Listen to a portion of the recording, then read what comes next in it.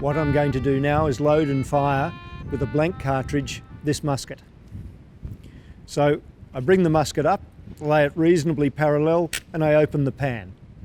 I'm going to reach into my cartridge pouch and withdraw a paper cartridge.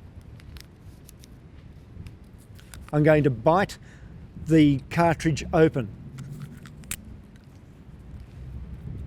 I'm going to spit the remainder of the powder out, pour a portion of the powder into the pan.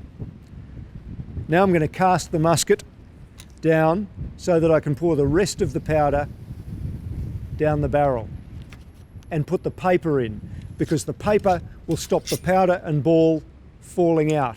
Now I'm going to ram it down very tightly.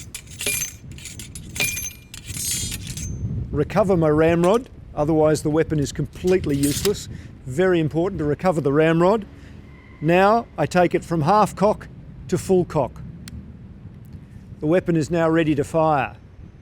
So I'm going to now raise it to the high port, and with a bit of pressure on the trigger, I'm going to fire the musket.